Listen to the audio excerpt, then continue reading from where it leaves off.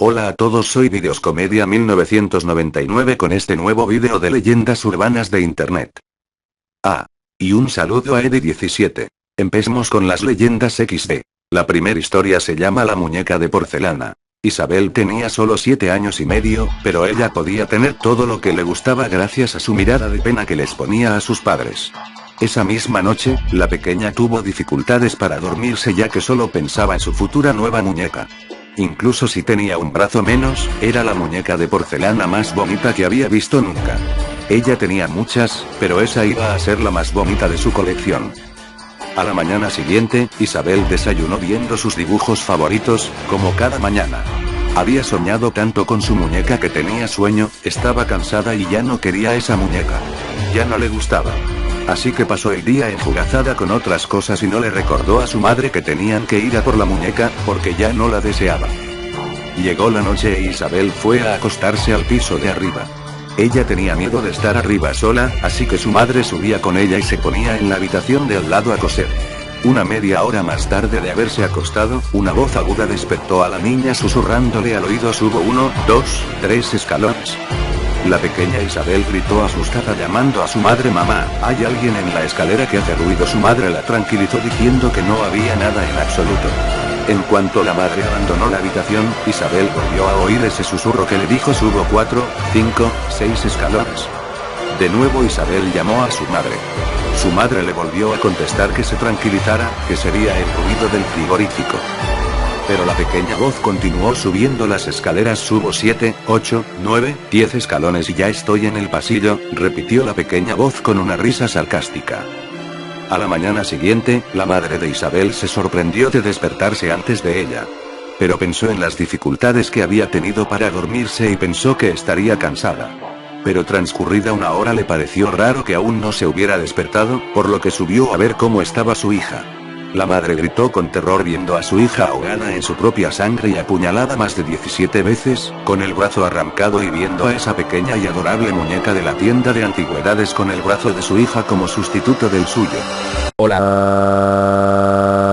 a todos, soy el Super Pollo y voy a contar la siguiente leyenda porque edito los vídeos, pero antes de empezar con mi leyenda ir al baño a cagar y vuelvo. Bueno, mientras que el Super Pollo está en el baño les cuento un chiste. ¿Qué le dijo el sol a un árbol? Se te paró el pajarito XD.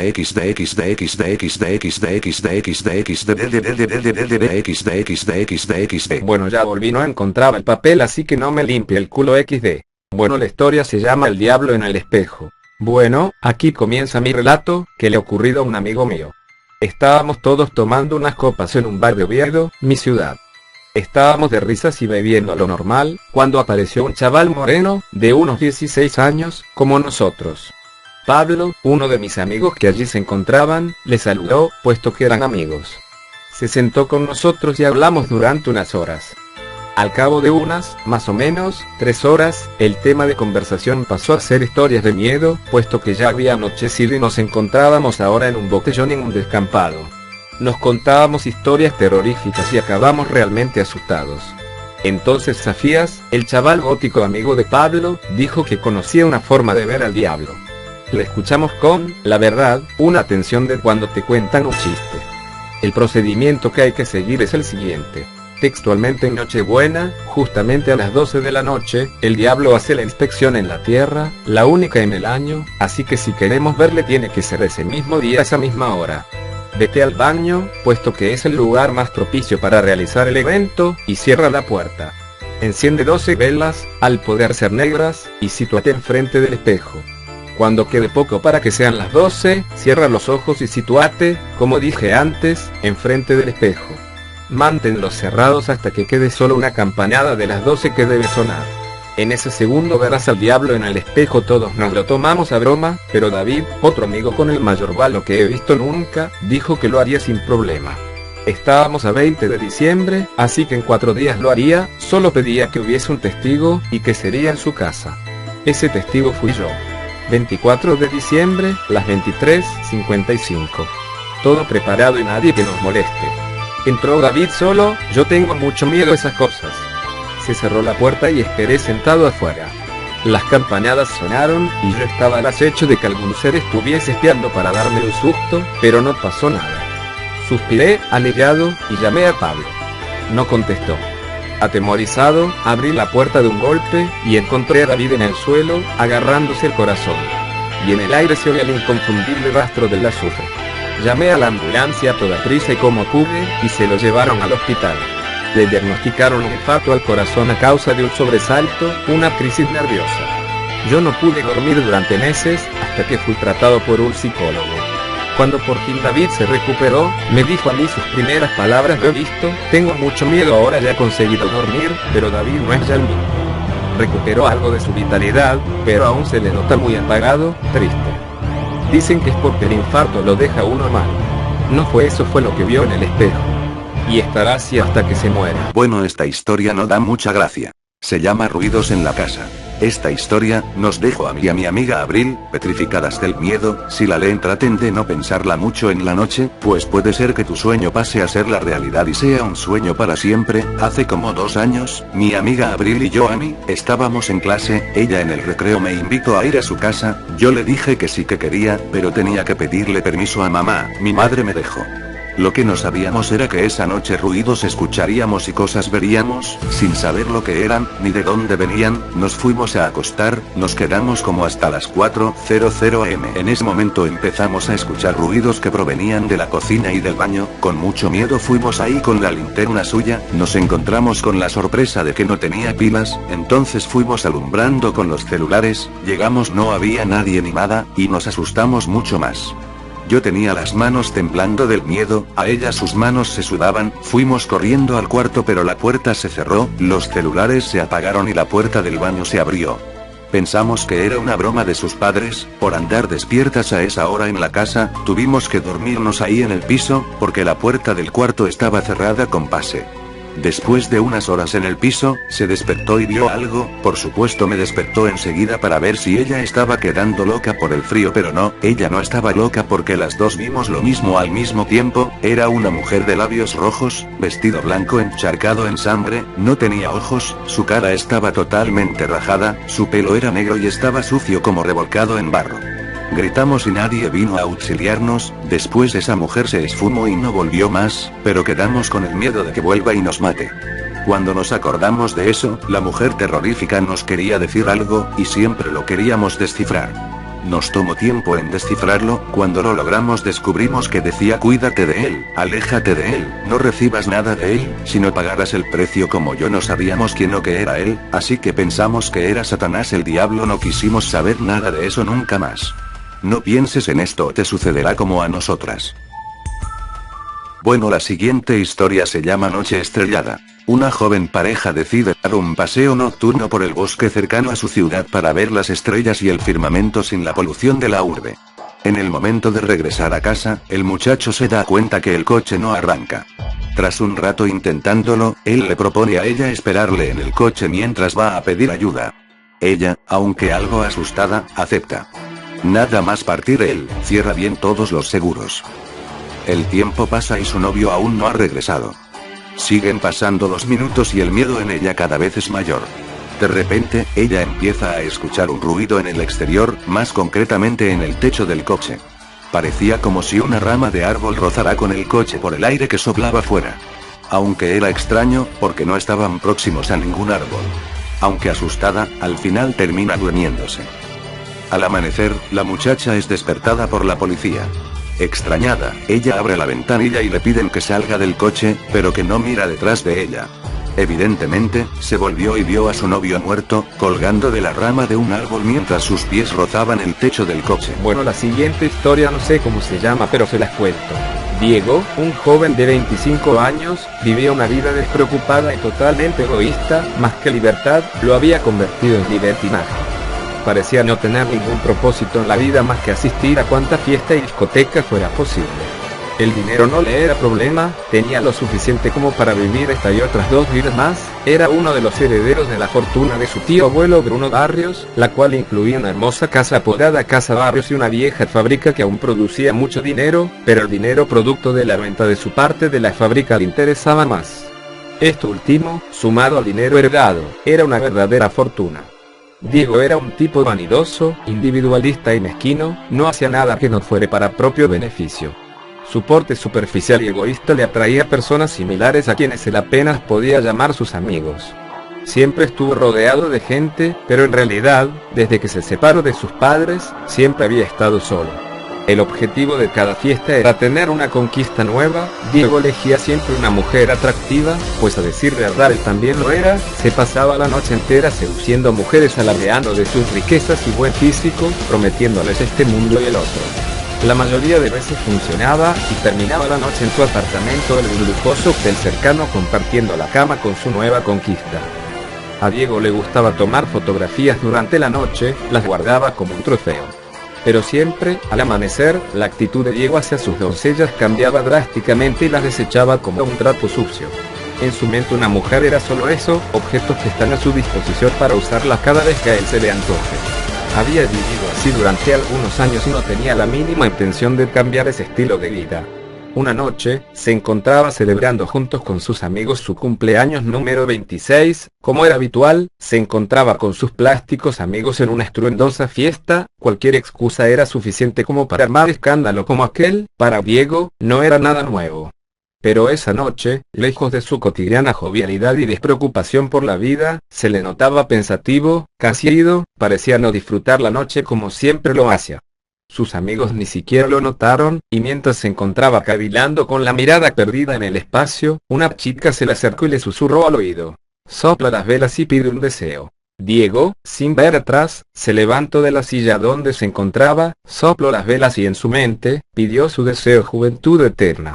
Hecho esto, sus amigos comenzaron en un frenesí fiestero, cada uno ocupándose de lo propio.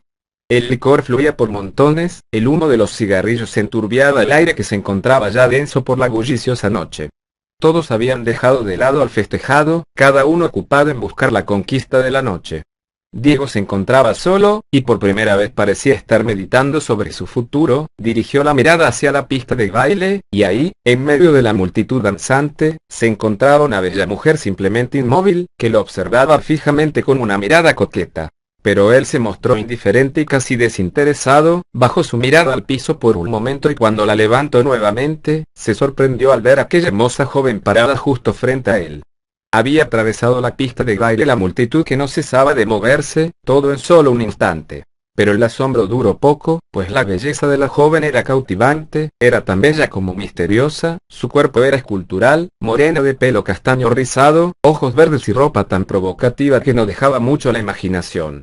Parecía ser una modelo de revista, simplemente era la mujer más hermosa que Diego alguna vez vio. Ella se le acercó y se sentó a su lado. Poco tiempo pasó antes que la conversación amistosa e inocente se volviera un juego de seducción y coqueteos. Era algo extraño, pues siempre el seductor era él.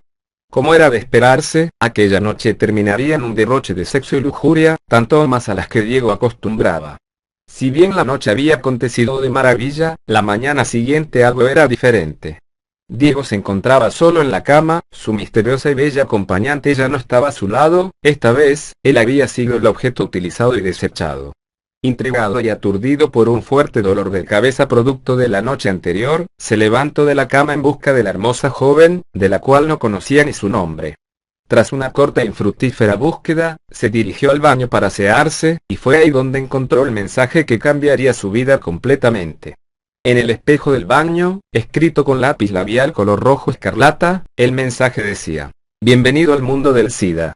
Bienvenido al infierno. Si quieres una segunda oportunidad, llama a mi padre 2999, 1666». Diego se quedó incrédulo ante aquel siniestro mensaje. No podría creerlo. Será una de esas historias que solo le suceden al amigo de un amigo y que todos saben que nunca son ciertas. Pero para él, esa era su nueva verdad. Ese mismo día se hizo analizar DeVry, el análisis dio negativo. Diego respiró con alivio, estaba convencido que aquello había sido una muy pesada broma de mal gusto, cometida quizá, por alguno de sus amigos. No le dio mayor importancia a aquel acontecimiento, lo cual después de algunas semanas pasó a formar parte del olvido. Más de un año había pasado, y Diego se encontraba ingresado en un hospital debido a una simple gripe que se había vuelto una seria neumonía. Entre los análisis que le hacían estaba también el DeVry. Para asegurarse de los resultados, los habían hecho 3 veces. En las 3, el resultado era siempre el mismo positivo.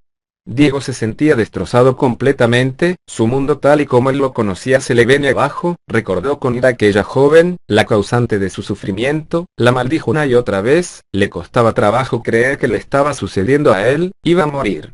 Solo, postrado en la cama de aquel lánguido hospital, en medio de tantos lamentos y maldiciones, recordó aquel número, ¿cómo podría tener una segunda oportunidad al llamar al padre de aquella joven? ¿Cómo? No lo sabía, pero no tenía nada que perder al intentarlo. Sacó su teléfono y comenzó a llamar a aquel número. No sabía qué esperar, pero al menos quería saber quién era la causante de su desgracia. Una voz grave, casi inhumana contestó del otro lado de la línea. Hola Diego, he estado esperando tu llamada, sé que quieres una segunda oportunidad. Pero, ¿quién es usted? ¿Cómo sabe que soy yo quien le está llamando?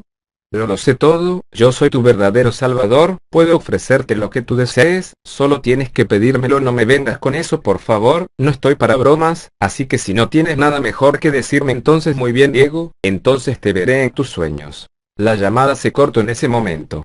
Diego intentó llamar nuevamente pero la línea siempre aparecía ocupada. No le prestó mayor importancia al asunto y dejó el teléfono de lado. A medida que la noche se acentuaba, el sueño también lo hacía, no pasó mucho tiempo antes que él se quedara dormido, era un sueño tan profundo, casi como una posesión, parecía que su mente se liberaba de su cuerpo y se comenzó a elevar. Aquello más que un sueño parecía ser una visión, el enigmático personaje del otro lado del teléfono estaba cumpliendo su promesa a cabalidad, ahora estaba visitando a Diego dentro de sus sueños.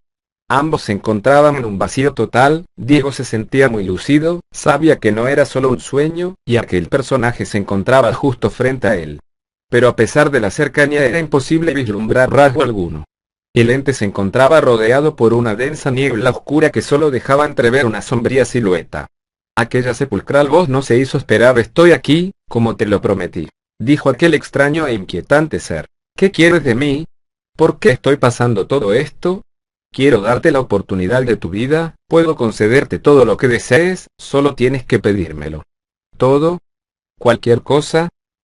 Preguntó Diego asombrado. ¿Dónde está la trampa? ¿Qué es lo que tengo que darte a cambio? ¿Acaso deseas mi alma? Son muchas preguntas, pero todo depende de lo que desees y de la cantidad de tus deseos. Cuanto más me pidas, mayor será el precio, dijo aquella fantasmal figura casi escondiendo una sonrisa. Diego pensó en la propuesta hecha por un momento, ya había escuchado anteriormente sobre quienes hacen un pacto y al final terminan perdiendo sus almas. No es que creyeran esas banalidades, pero la verdad no quería arriesgarse. Siempre se creyó ser alguien muy listo, así que quería salir más que beneficiado de esta situación. Lo meditó por un momento, y luego negoció con su espectral acompañante. Solo quiero 3 deseos, dijo con seguridad. Dímelos y yo te diré el precio a pagar. Susurraba ansiosa aquella voz. Estas son mis peticiones. 1. Quiero tener vida eterna, no envejecer, ser bello y tener mi hermoso cuerpo de 25 años eternamente. 2. Deseo tener el suficiente dinero como para derrocharlo en lo que yo quiera, sin nunca tener la necesidad de trabajar ni tener que preocuparme por la procedencia o la falta de este. 3. Deseo que nadie, sin excepción alguna, pueda ser dueño o dueña de mi alma, la cual me pertenecerá a mí solamente y a ningún otro ser que no sea yo, y eso te incluye a ti especialmente. Estos son mis deseos, ahora dime tu precio. Así que nunca podré tener tu alma. Está bien, son 3 deseos y el precio que tendrás que pagar son 3 almas, pero no almas cualquieras, quiero 3 almas que hayan sido torturadas por ti hasta morir. ¿Quieres que yo torture a 3 personas? Que sean los 3 que tú quieras, no me importa, y para facilitar tu tarea, tendrás salud y gozarás de mi impunidad, sin importar el crimen que cometas, nunca nadie te podrá culpar por ello. ¿Tenemos un trato? Trato, dijo Diego tras pensarlo un momento.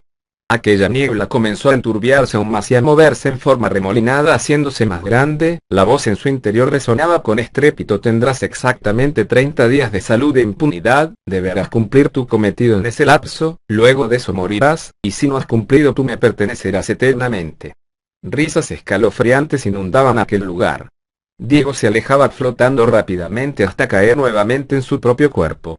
En ese momento despertó sintiéndose mucho mejor, sabía que no había sido solo un sueño y ahora, sabía perfectamente lo que tenía que hacer. Uno a uno los días pasaban lenta e inexorablemente. Diego no dejaba de pensar en cómo llevar a cabo su parte del trato. No es que temiera de la idea de torturar y matar a otra persona, al contrario, pues siempre le había intrigado tener semejante poder sobre alguien.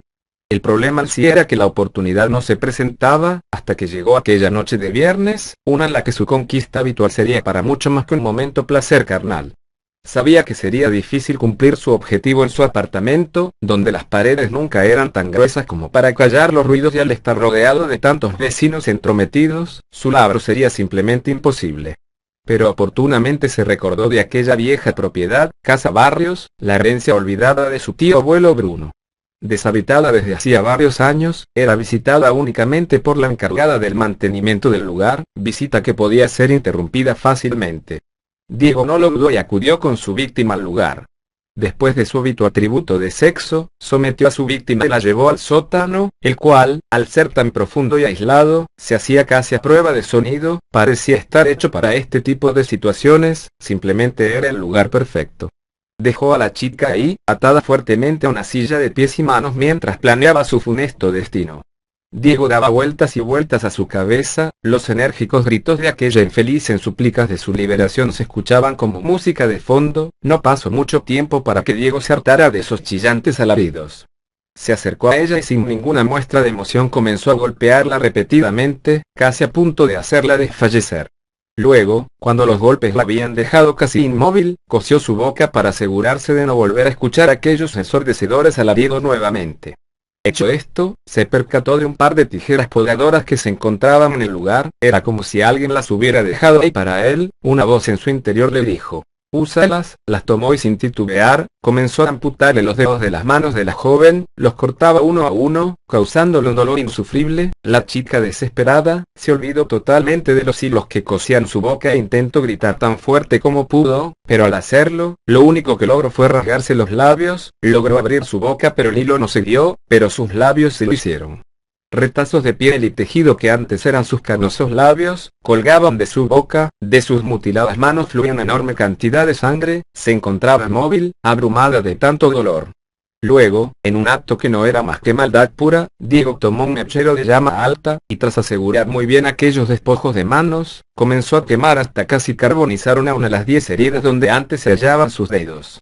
La joven, con la boca y manos mutiladas, simplemente no era capaz de soportar aquel sufrimiento. Su cuerpo intentaba apagarse perdiendo el conocimiento momentáneamente, recuperándolo solamente cuando Diego la golpeaba con el fin de hacerla reaccionar para que presenciara otro grotesco acto por parte de su captor. Diego tomó los 10 dedos amputados, y comenzó a cocinarlos en aceite y especias en una pequeña cocina que estratégicamente se encontraba en el lugar. Los cocinó hasta freírlos en su totalidad.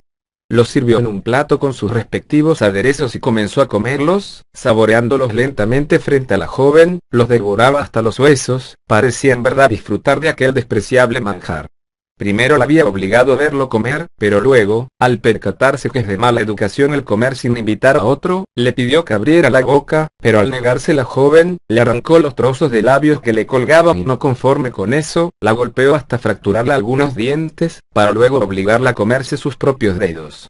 La joven estaba a punto de sucumbir, le rogaba a su verdugo por su muerte. En cambio, Diego tomó nuevamente el mechero colocándolo entre las piernas de la joven, encendió la llama a potencia media arrancándole de inmediato insufribles alaridos de dolor. Su piel se contraía a consecuencia del fuego, mostrando la carne al perfecto color rojo carmesí que se ennegrecía lentamente al calor de la llama. La grasa corporal que emergía no hacía más que avivar la llama, llegando a quemar y carbonizar el área hasta que la sangre no fluía más. La garganta de la joven ya había excedido su límite, totalmente desgarrada solo abría la desfigurada boca sin poder ya emitir sonido alguno, mientras Diego seguía quemando pequeñas porciones de su cuerpo en un patrón arbitrario. No pasó más de una hora antes que ella dejara de moverse. Al fin la muerte la cogía. 16 horas de tortura habían pasado. Diego ni siquiera supo su nombre, realmente nunca le importó. Lo único importante es que ya había cumplido con su primer objetivo, y en realidad, lo había disfrutado mucho más de lo que alguna vez se imaginó. Comenzó a cavar una fosa en el sótano para sepultar aquel cuerpo repugnante y desfigurado. Ahora solo necesita 2 almas más. 2 días pasaron antes que el verdugo eligiera su próxima víctima. El procedimiento era el mismo. Una vez la joven era seducida nuevamente por el galán para la ritual noche de sexo y lujuria. Esta vez, Diego se tomó la molestia de conocer el nombre de su víctima. Ángela fue igualmente sometida como su antecesora, atada de manos y pies a la misma silla metálica, fue dejada encerrada en aquel nefasto sótano. Diego no tardó mucho en regresar. Ángela no dejaba de gritar angustiada en súplica de ayuda. A Diego le molestaban los gritos y para callarlos, selló su boca con cinta aislante autoadhesiva. Usó un par de tijeras para cortarle la ropa y dejarla totalmente desnuda. Luego, con un gotero, comenzó a verter lentamente gotas de ácido hidroclorhídrico, que es capaz de corroer el metal. Vertía una gota en diferentes partes del cuerpo. La piel se derretía en efervescentes charcos de sangre y el ácido avanzaba lentamente hasta corroer la carne. El ácido era aplicado en las piernas, pechos, pezones, brazos, manos, abdomen e incluso en sus genitales. Los gritos enmudecidos por aquella cinta no se hacían esperar. El dolor y sufrimiento de la joven eran más que evidentes. Hecho esto, Diego la tomó por la cabeza y con un par de grapas, le clavó los párpados al cráneo haciéndole imposible el poder cerrar los ojos, esos bellos ojos azules. Tomó nuevamente el gotero lleno de ácido y sosteniéndole fuertemente la cabeza, le dejó caer un par de gotas en cada ojo. No hace falta decir que Ángela se retorcía de dolor. Sus ojos comenzaron a derretirse al contacto con el ácido. Aquel hermoso color azul desaparecía cuando un líquido blanquecino mezclado con sangre bajaba lentamente deslizándose por sus mejillas, espeso y viscoso al igual que baja la cera derretida al calor de la llama de la vela.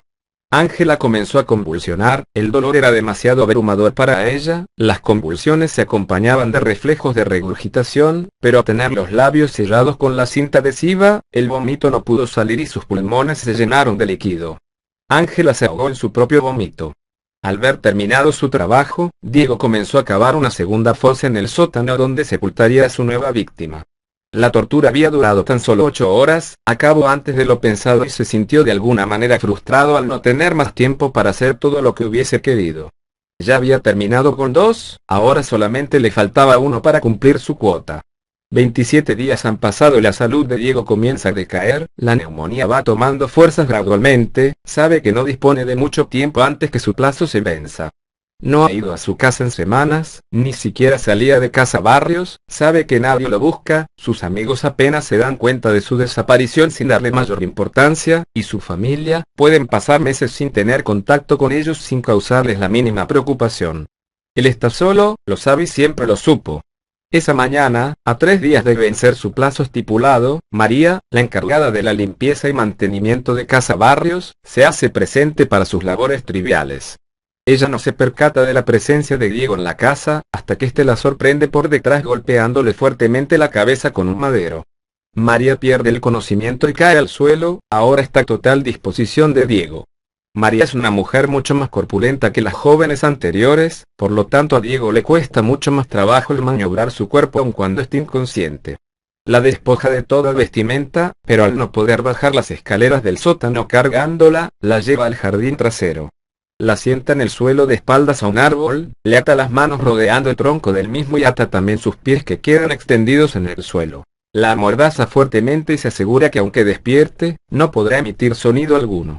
Ya habiendo colocado a María en su lugar y tomando todas las precauciones pertinentes, la despierta al verter un balde de agua hirviendo en todo el cuerpo.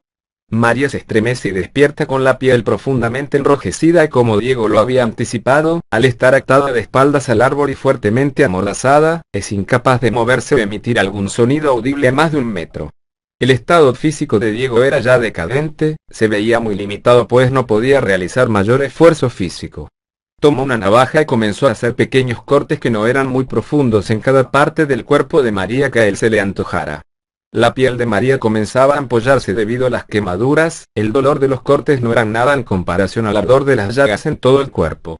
Diego observó su entorno y después de una corta búsqueda, fue a la cocina, de donde regresó con varias botellas, comenzó a verter litros y litros de miel de abeja sobre el cuerpo lacerado de María, hasta haber vaciado todas las botellas. Esto, hasta cierto grado, daba un alivio temporal al dolor de las quemaduras, pero lo maléfico de la obra era que la miel estaba atrayendo a un ejército de hormigas rojas. María se hallaba esclavizada junto a un enorme nido de hormigas. Miles y miles de estas parecían hacer formaciones de batalla y desfilar hacia la miel vertida sobre el cuerpo de la mujer. Un ejército que lenta e implacablemente recogía su dulce botín, llenando a la vez de miles de dolorosas picaduras. El solo correteo de las hormigas sobre aquella piel tan irritada era ya insoportable. Las ampollas abiertas en la piel facilitaban que la miel se introdujera en ellas, así como también lo hacían aquellos cortes hechos anteriormente. Esto provocaba a las hormigas a arrancar pequeños trozos de endulzada piel, trozos tan pequeños como la cabeza de un alfiler, pero tan dolorosos como arrancarse las uñas con los dientes. Diego sabía que las hormigas poco a poco terminarían con su trabajo y dejó a María a cargo de ellas. Abandonó el lugar en busca de ayuda médica. Su tercera y última víctima estaba lista, aunque él realmente nunca la vio morir. Él fue ingresado ese mismo día en el hospital local. La neumonía empeoraba a cada momento. Casi agonizante, recordó que el número 2999, 1666, comenzó a llamar. Nadie contestaba del otro lado. Se sentía estafado. Él había cumplido con su parte del trato, pero nadie más había cumplido con él. Los 3 días pasaron y Diego perdió la batalla contra su enfermedad. Murió tal y como le habían vaticinado 30 días antes. Al morir, su alma comenzó el paseo por la cima. Después de su interminable descenso al foso se encontró con su negociador, aquel que le había ofrecido la inmortalidad y que a su juicio, no le había cumplido. ¿Qué estoy haciendo aquí?, decía Diego con tono enfurecido. Yo debería estar vivo. No te precipites, María tardó 3 días en morir y al final murió justo unos momentos antes que tú. Solo quería estar seguro que cumplirías con el plazo. Además, para tener un cuerpo joven y eterno primero debías deshacerte de ese enfermizo que poseías. Yo he cumplido con mi parte, ahora cumple con la tuya y dame esos 3 deseos. Admito que lo has hecho, has cumplido. Aquí están tus 3 deseos. 1. Tu alma es libre ahora, no le pertenecerá a nadie más que a ti. 2. Tendrás todo el dinero que necesites de aquí a la eternidad. Al despertar solo debes buscar en el bolsillo derecho de tu pantalón y ahí lo encontrarás. 3. Tendrás también juventud y vida eterna. Poseerás tu embellecido cuerpo de 25 años, saludable y fuerte. Jamás morirás ni envejecerás. Pero has de esperar 3 días para esto, pues a nadie le es permitido levantarse de entre los muertos antes de esos 3 días. Diego se notaba complacido, sabía que estaba obteniendo lo que tanto anhelaba. Todo su esfuerzo al fin estaba dando frutos. Permaneció en el limbo durante 3 días, y como le había sido prometido, al tercer día despertó. Diego moría de ansias por encontrarse con su nuevo futuro. Lentamente sus ojos se abrieron. La oscuridad era total. Su cuerpo se hallaba entumecido debido a la falta de movimiento. Poco a poco iba recobrando la vida y poco a poco también el horror se acrecentaba al infinito. Se hallaba encerrado en un espacio reducido, apenas si había espacio para él. Palpando desesperado a su alrededor pudo darse cuenta que su temor se estaba volviendo realidad. Las paredes acolchonadas con algodón y lino le comprobaban su realidad. Se encontraba dentro de su ataúd, sepultado a 3 metros bajo tierra. Desgarrantes gritos de pavor y auxilio comenzaban a emerger de aquel cuerpo antes inerte, gritos que eran apagados por las paredes del ataúd. Semejantes alaridos eran solo comparables con aquellos que sus víctimas habían hecho antes. En un atisbo de esperanza, comenzó a revisar sus bolsillos en busca de un teléfono. No encontró nada. Pero en la bolsa derecha de su pantalón había algo, una moneda de 1 centavo. No era ninguna fortuna, pero seguramente nunca iba a necesitar más que eso estando ahí adentro. A medida que el tiempo pasaba, el aire enrarecía, el oxígeno se acababa lentamente. Esa no era una preocupación, pues sabía que no podía morir. Pero sin embargo, al agotarse el aire comenzó a asfixiarse lentamente. La falta de oxígeno en sus pulmones le hacía retorcerse de angustia en busca de una bocanada de aire. Se sofocaba, pero la muerte no llegaba ni llegaría jamás. Estaba confinado a una agonía eterna de la cual le era imposible escapar. Se asfixiaría por la eternidad. Se encontraba totalmente solo, como en toda su vida había estado. Pero no por mucho, pues con el tiempo, los gusanos que se moverían debajo de su piel, serían la compañía que nunca lo abandonaría. Diego quería pasarse de listo y beneficiarse egoístamente de la situación como lo había hecho en toda su vida. Intentó aprovecharse de alguien que fue más listo que él, y al final creó su propia perdición, pues sus deseos, al ser tan egoístas, le habían condenado. Él nunca se dio cuenta que al pedir un deseo que no fuese para sí mismo, se salvaría de todo sufrimiento. Sus 3 deseos estaban cumplidos. 1. Vida eterna, jamás moriría. 2. Todo el dinero que podría necesitar. 3.